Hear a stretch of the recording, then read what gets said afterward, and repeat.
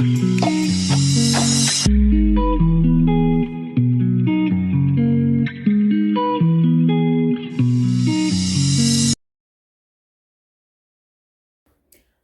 guys, welcome back to my channel. If you're seeing me here for the first time, hey, my name is Pam. I am a registered mental health nurse. I am a wife and a mom of two beautiful girls. And on this channel, I talk about all things mental health from a Christian perspective.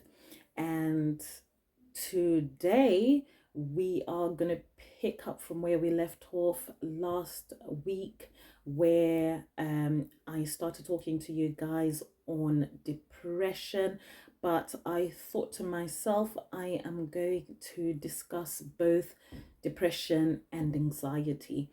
So today I'm going to be talking to you guys about how to deal with depression and anxiety.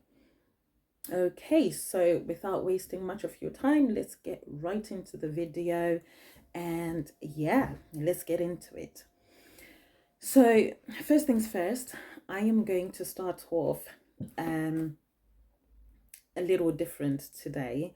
I am going to start off by reading the word, and I'm going to be reading from Proverbs chapter 12 verse 25, which reads, "Anxiety in the heart of man causes depression, but a good word makes it glad." I'm going to read that again.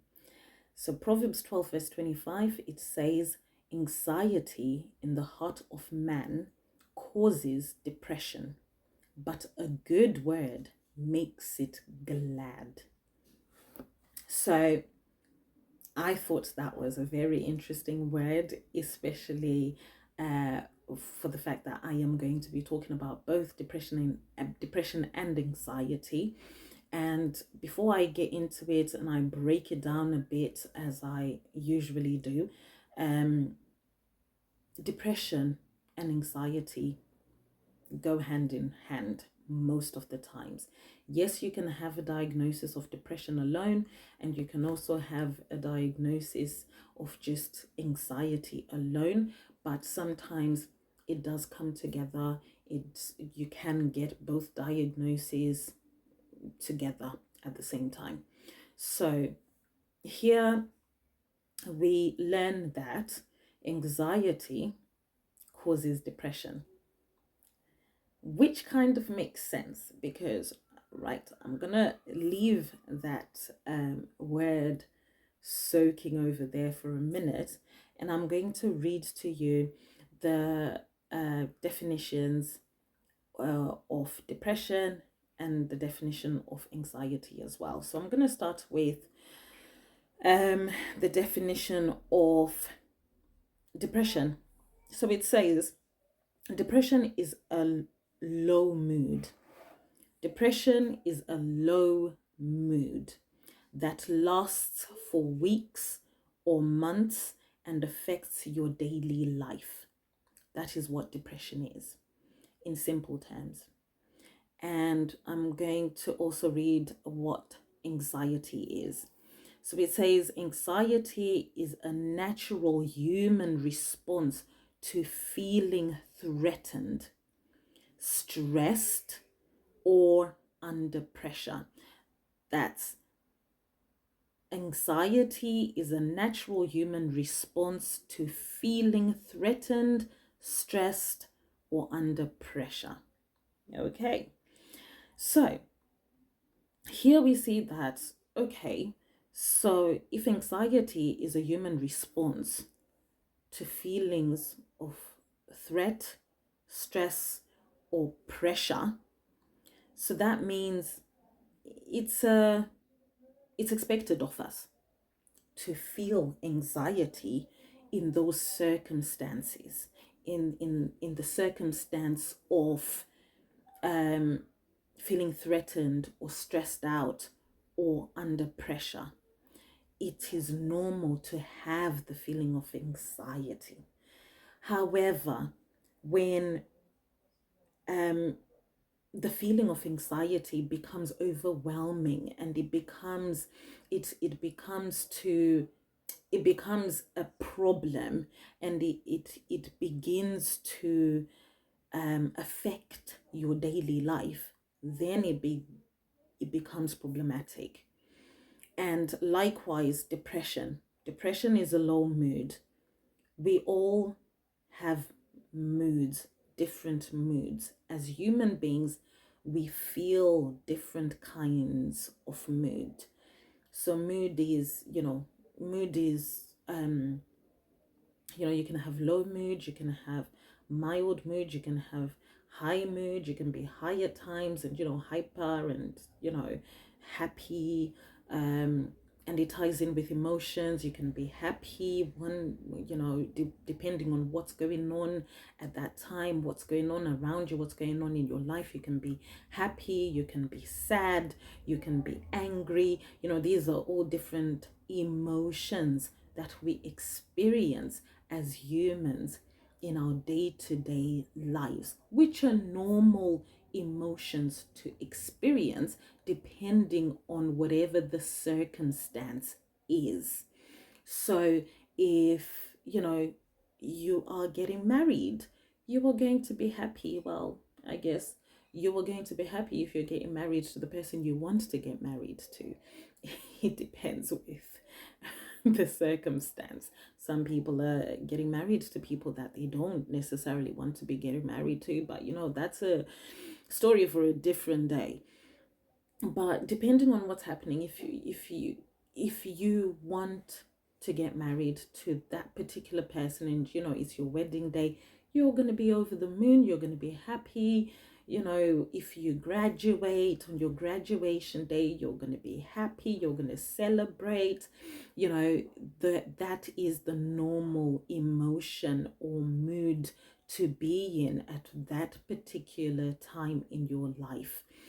So when we now talk about low mood, we then think to ourselves, well, why would anyone be experiencing low mood at any given time?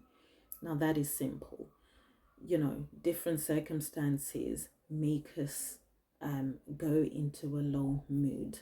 So these are the symptoms, basically. So symptoms of depression, for example, or causes, not symptoms. Let's not call them symptoms. This is not symptoms. I'll get into causes of depression, causes of why anyone would be feeling depressed at any given time.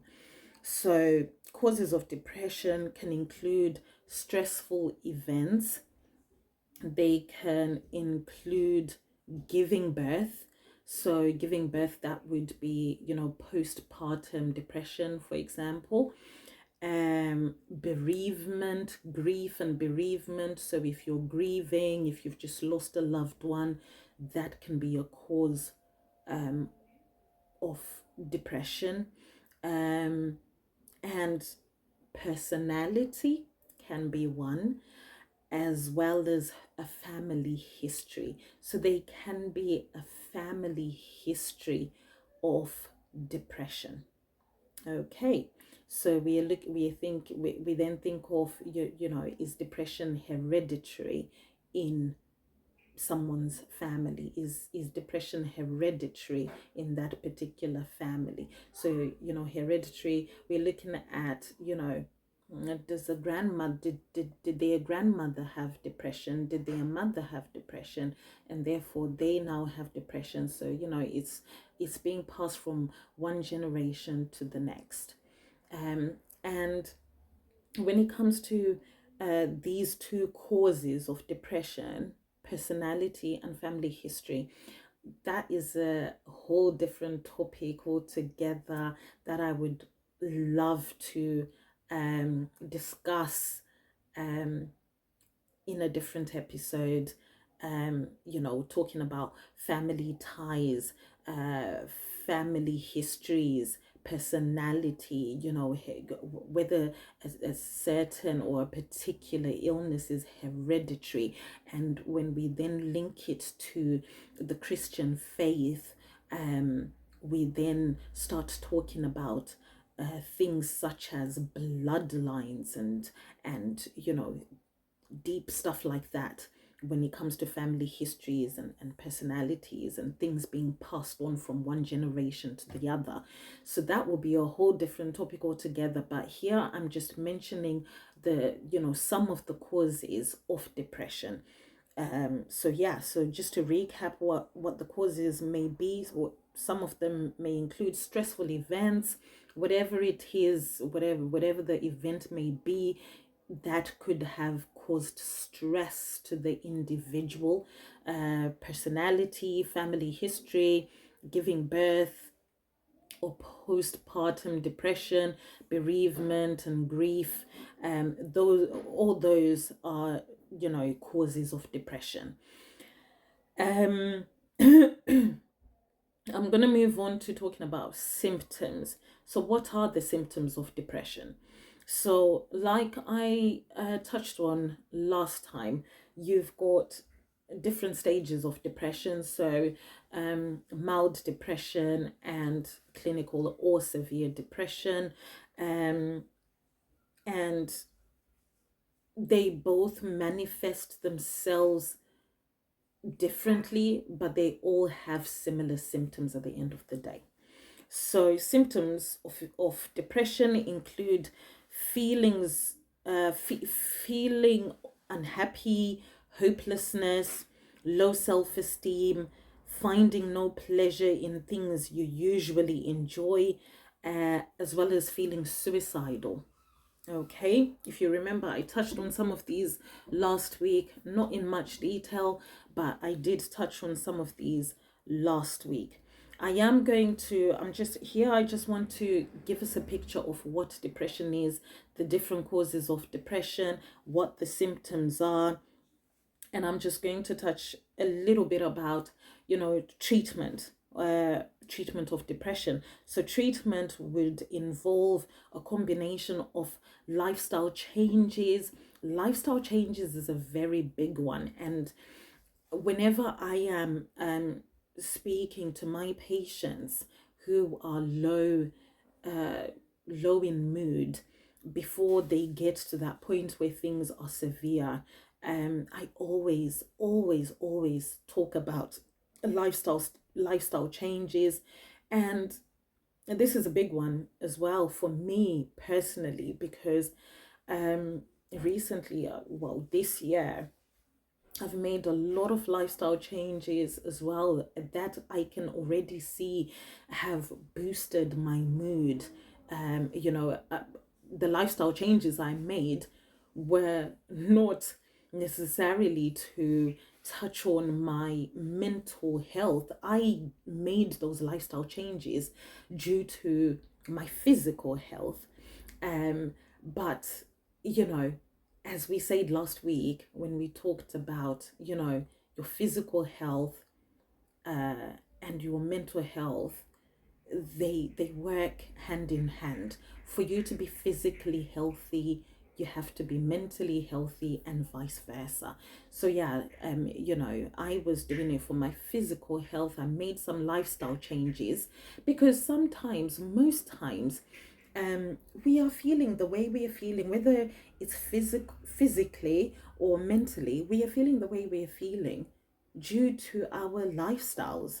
And sometimes you just need to change a few things in your lifestyle. You need to just make tweaks in your lifestyle and make some changes there, and you will see really big changes or major changes in both your physical health as well as your mental health. So treatment options for depression involve a combination of lifestyle changes, talking therapies, as well as medication. But obviously, in mental health, we always start off with the least restrictive practice. If you are a mental health professional, you will this will resonate with you. So least restrictive practice. So always start low level low level strategies. So you're looking at lifestyle changes, and then you will look at talking therapies, and then medication is the last resort. Because yeah, we don't want to you know, fill ourselves up with medication when you could have made, you know, a big change with just lifestyle changes. So we are going to break this up into detail. Um, so let's start with symptoms. Yeah. So if we look at symptoms of depression, I apologize, my kids in the background. So we will look at symptoms of depression. These include feeling unhappy, hopelessness, um, low self-esteem, and finding no pleasure in things you usually enjoy, as well as feeling suicidal. So we will start off with just simple things like feeling unhappy. We all go through that stage where you just feel unhappy. You maybe wake up one morning and you just feel low. You just feel unhappy. Nothing makes you happy anymore. And you're wondering what it is, what it is that has shifted in your life that is now making you feel unhappy. And this is the time where you really need to work on those feelings and really find out what it is that is making you feel this way. Because usually when we don't tackle things when they are still, low level, they then build up. And then you start feeling worse as the days go by. So once you start feeling unhappy, sometimes, I use this for myself. Sometimes when I feel unhappy, I then make it a point in doing things that I know usually bring happiness to me or that usually boost my mood. So things like I love doing arts and crafts with my girls, or I like taking them out to the park, or just do an activity of some sort. And it's usually with my girls, with my little girls. And before I know it, that lifts my mood because we go out, we do the things that we love doing, and usually my mood is lifted. We end up laughing and joking around and whatever. Or I spend time with my husband. I have to make a point that I spend time with the people I love because they're the ones that bring joy to me. So I have to go out of my way to make sure that, what, let's do this, let's go out and do this. Even if it's something as simple as, it depends on what kind of a family you are, for example, or what kind of an individual you are. If you're a family, you can say to your family, right, let's go out for a walk. If you like taking walks, let's go to the park, let's go have a picnic. If you're an individual and you don't have a family, you can do things like calling a friend. You can call a friend, hey, are you free? Do you want to hang out? Shall we go out for a coffee? Whatever it is that you usually like doing, you need to feed your mind with those things that you usually find joy in doing, because that's how you're gonna break out of this feeling of unhappiness. For example, hopelessness. So hopelessness, just feeling like, oh my gosh, there is no hope. So sometimes you are struggling. Financial issues. Financial issues are a big one in a lot of people's lives. So, things are difficult for a lot of people all over the world. And it's interesting because you may feel like you are the only person who is struggling financially, for example, and you're the only person who is in debt. But, I mean, I work with a lot of different people, and it's interesting how we're all struggling with similar things. And it's interesting how one patient or one individual will come in to see me, for example, and they really feel like it's just them who are in debt. For example, the HMRC is after them, and that's stressing them out. And, it really feels as if this individual is the only person in the world who is being chased by.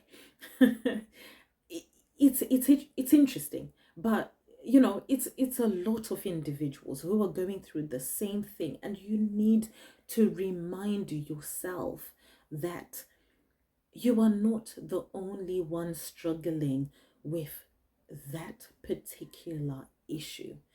And therefore, if you're not the only one struggling with that particular issue, surely you can get over, you can get through it. You can get through it. If the other person is getting through it, surely I can get through it. Yeah. But it's not, what I'm trying to say is, it's not the end of the world. These are issues that can be dealt with.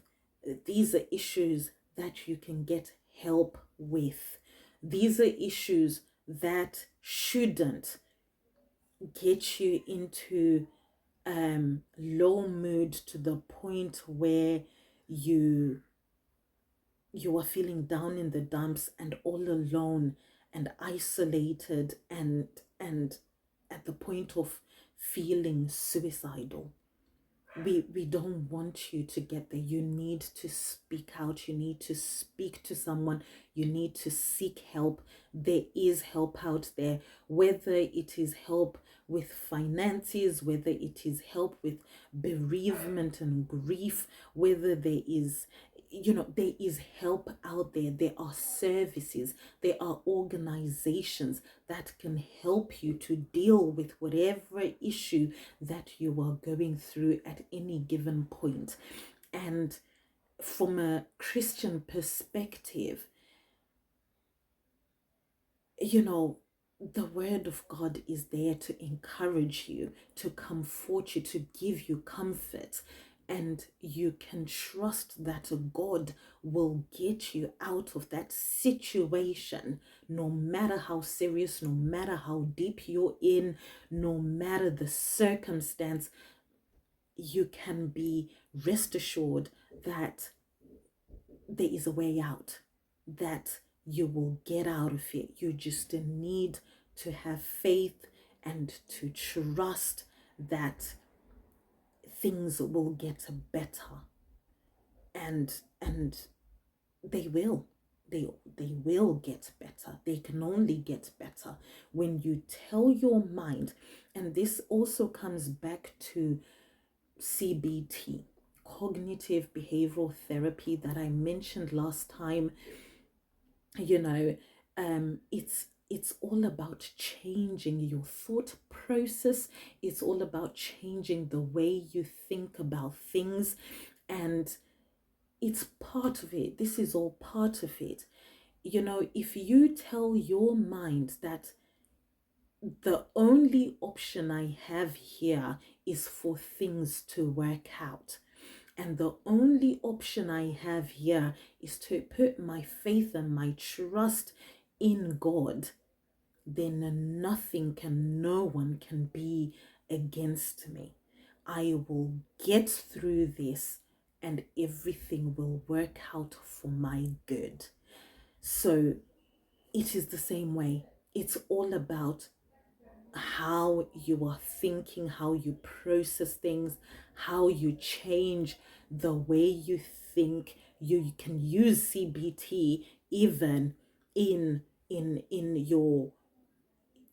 your Christianity. You can use cognitive behavioral thinking, you know, you can change the way you think. And it's all about what you feed your brain with, what you feed your mind with. If you feed your mind with positivity, then that is exactly what is going to be birthed out of you. Only positivity is going to be birthed out of you. If all you're taking in and all you're feeding your mind with is positive things, then you will get through whatever that dark situation is in your life at that particular stage in your life. I hope this makes sense.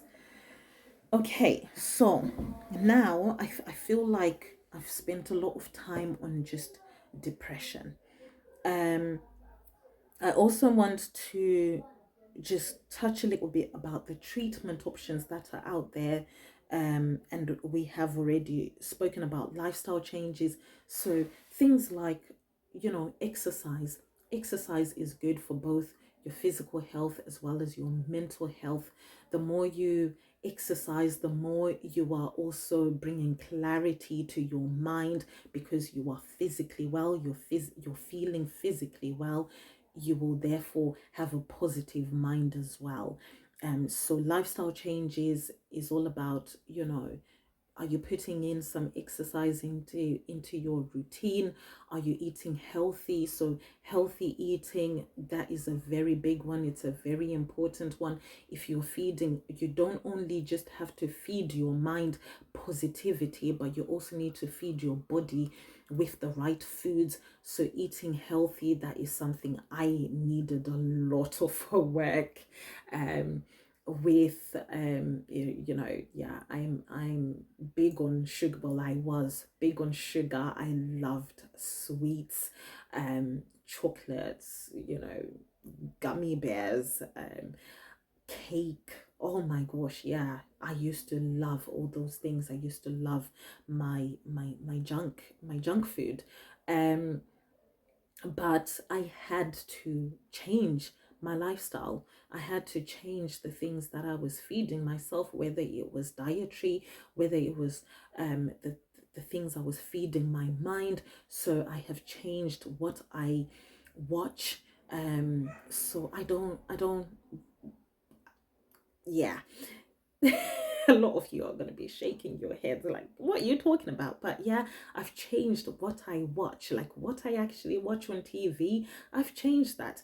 If I'm going to be watching something, it needs to be something that is teaching me something that is that has something that I am benefiting from, whether it's a movie or a TV show or a podcast, whatever it is. It needs to teach me something. I need to be learning something from whatever I am watching. These are all lifestyle changes. We are still on lifestyle changes. Um, talking therapy. Talking therapy is also a treatment option. So talking therapies. So this is therapy basically where you need to talk about whatever is going on in your life. Last time I spoke about therapy and how I'm a big advocate for therapy. In the NHS you can access free therapy through the NHS. However, if you want to go private, if you can afford it, by all means do it if it is going to help you. Whatever part of the world you may be, I am sure if you do your research, you can access some sort of therapy.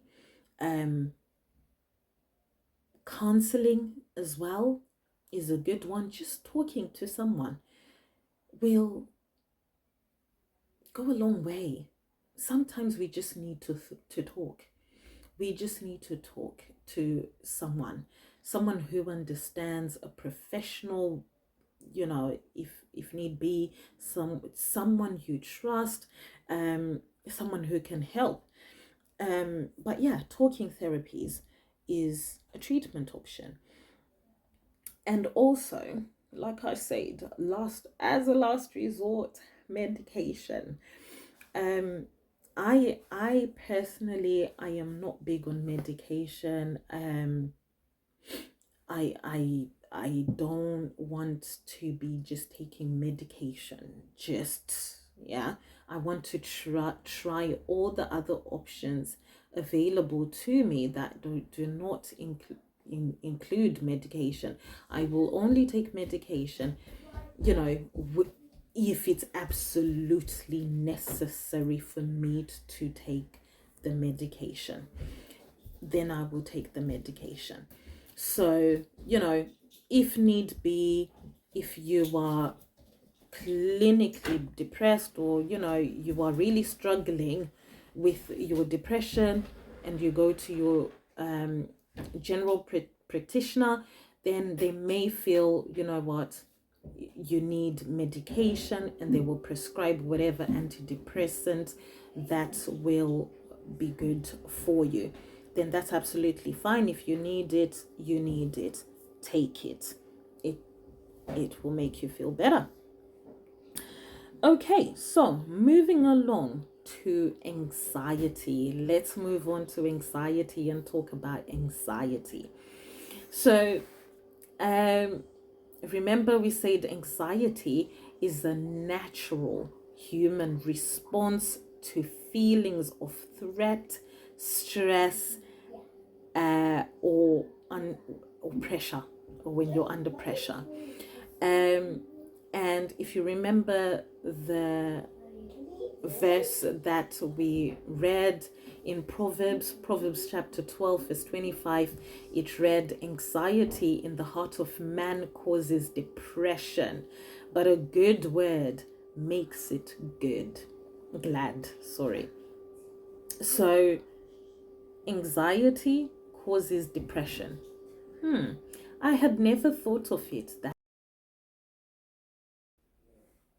So yeah, like I was saying, I had never thought of it that way, that anxiety could be the cause of depression. But if you think about it, it makes a lot of sense.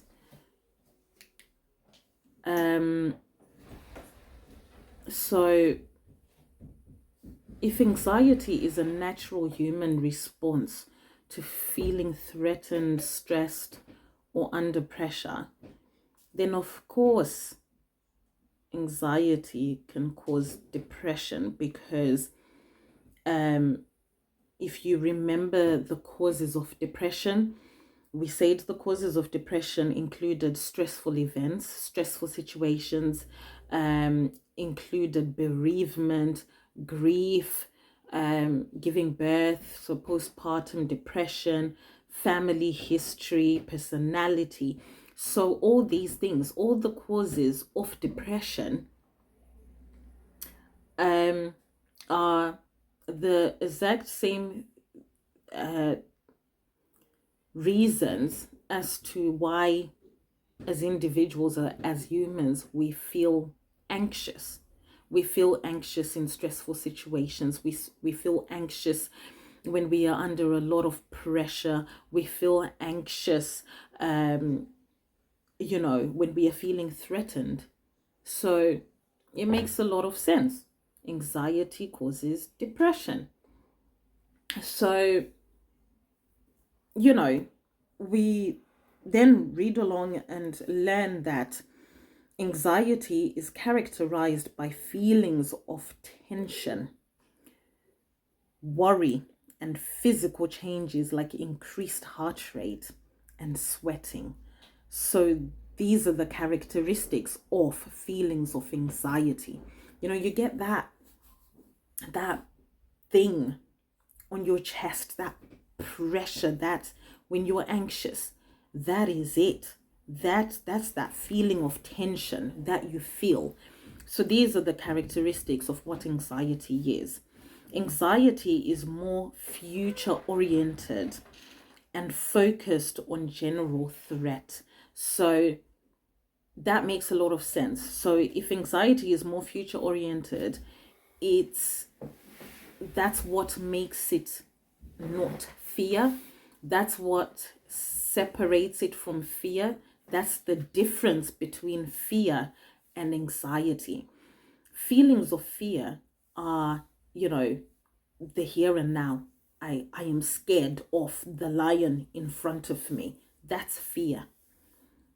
However, anxiety is more future oriented.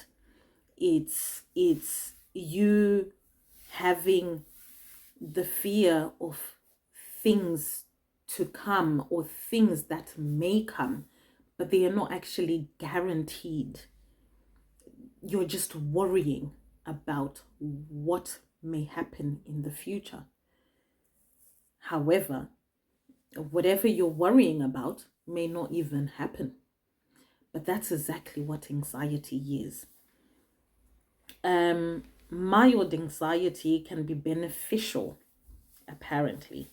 So when it says mild anxiety can be beneficial, alerting us to dangers and helping us prepare. Okay. So it then shows you that whatever we do as individuals, we need to do in moderation. Because when we overthink and we over worry, we're overly worried about things, that's when they become problematic. But if it's just a mild, that's very normal. It's a normal response. We are meant to respond in that way. So that's why we learn here that anxiety, mild anxiety, can actually be beneficial to us because it alerts us to the dangers that may come so that we are on guard and we may be prepared for what's to come.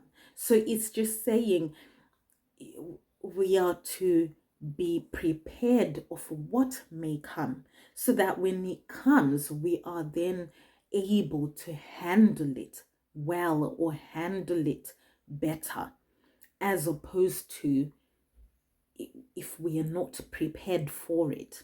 However, when we then say, someone is anxious and, they're severely anxious and they need medication for their anxiety, this is where, those feelings of worry or those feelings of anxiousness, they've entertained those feelings for far too long. They are now ruminating on those thoughts, on the worry of things to come that may not even come. So this is why when we spoke in the last episode, we spoke about, a sound mind being, bringing clarity and a sensitivity and, doing things in moderation. You are sensitive. You are sensitive of what's happening around you.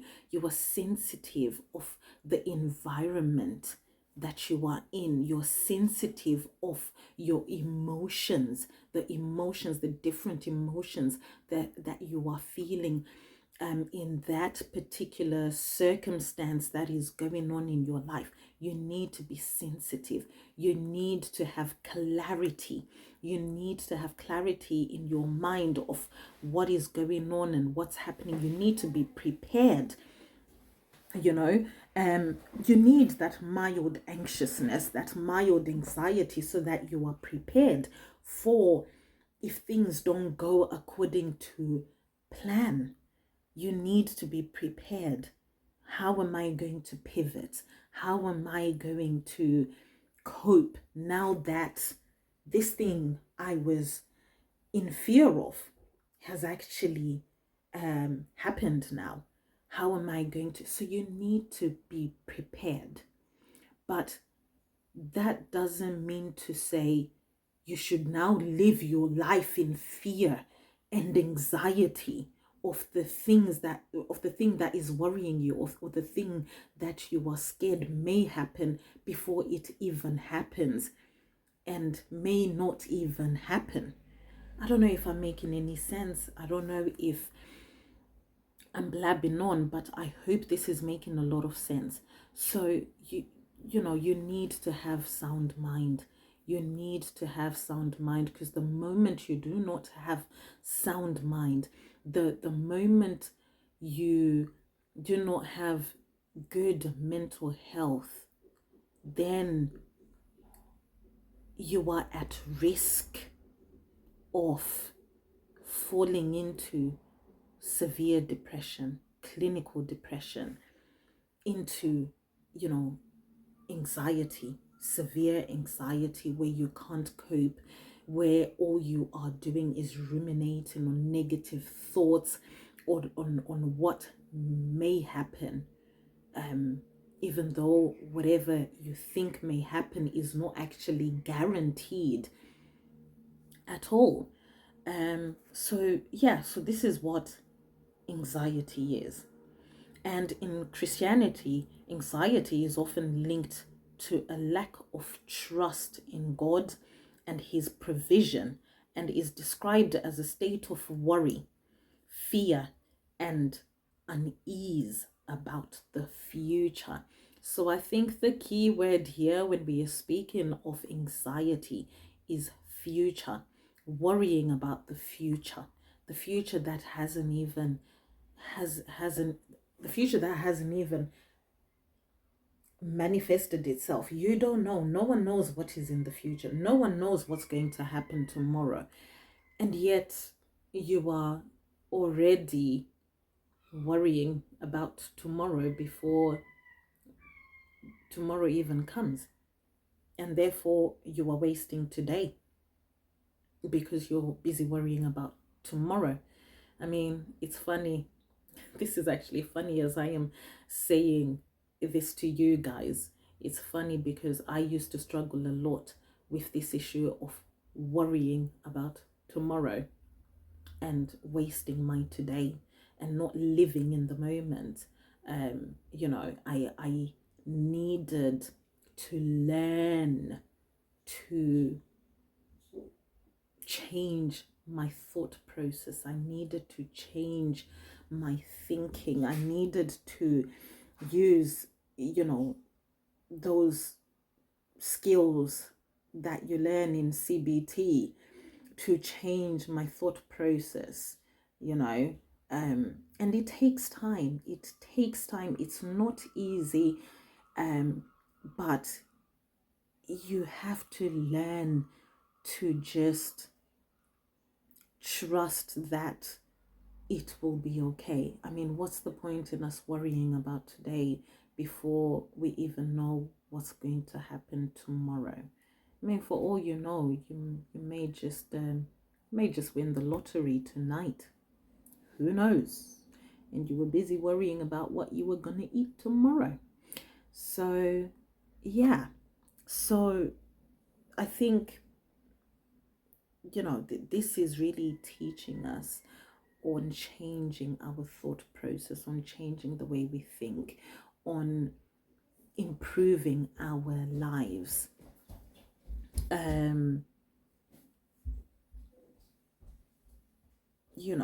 We need to improve our lives. We need to change our lifestyles. We touched on changing our lifestyles. We need to just think about what is important. What is important? Is this thing that I'm worrying about the end of the world? Is it really the end of the world if that thing happens? Is it worth me sinking down a rabbit hole because I am worried about this thing? Is it worth losing my today over? I think we need to really think about what is important in our lives. And I mean, I'm not disputing the fact that, you know, if we're talking about things like bereavement and grief, or things like childbirth, and you know, you may then get postpartum depression, for example. I am not saying, you know, in those circumstances you need to be thinking about what is important, because obviously it's a traumatic experience that you've just been through. You know, you've just lost a loved one, for example. If you're going through grief and bereavement, you've just lost a loved one, and it depends on how that loved one has passed. If it's childbirth, you know, some births are very traumatic, and so people sometimes then get postpartum depression due to whatever has happened during that birth or that pregnancy, or whatever it is. So, you know, when people are going through bereavement and grief, for example, it is very important that you do not isolate yourself. Try and be around people, try and speak to people, try and surround yourself with positive energy, try and, you know, remember your loved one, do the things that, you know, will lift your mood. Remember, you know, what you used to do with them, you know, and just talk. Talking is a very important tool. You need to speak to someone, you need to talk to someone. Definitely, definitely, definitely do not isolate yourself in circumstances like that. And there is help, there is bereavement counseling. So many organizations offer bereavement counseling. You need to reach out to those organizations. Same thing with postpartum depression. You will get all the support you need if you reach out, if you know, speak to your perinatal team. You will get a lot of support if you're going through that. Like I mentioned at the beginning, on personality, so the causes of depression being personality and family history. If you remember, I said I think I'm going to include these two and break them down a lot more in a different topic. If you remember, I mentioned at the beginning of the video, I would love to break them down in a different topic altogether. But this was just to say they can be causes of depression as well. You know, if depression is hereditary, it is a cause. It is a cause of, you know, an individual then having the condition as well. And before I leave you today, I just want us to read Philippians chapter 4, verse 6 to 7. And it reads, "Be anxious for nothing, but in everything, by prayer and supplication, with thanksgiving, let your requests be made known to God. And the peace of God, which surpasses all understanding, will guard your hearts and minds through Christ Jesus." So this is the word that I'm leaving you today as a word of encouragement. So yeah, reach out, seek help, talk. Please, please, please talk to each other, talk to people. Be kind. Be kind to the person who is next to you. You do not know what they are going through, so it doesn't take a lot for you to be kind. You might just be that person who is going to make their day and change their lives. You might actually change their lives by just being kind. So yeah, it's been good chatting to you again. I hope this has been helpful, and I will see you guys in the next video. Don't forget to like, share, and subscribe to the channel. If you have any questions, please put them down in the comments below, and I will see you guys in the next video. Take care, guys. Bye.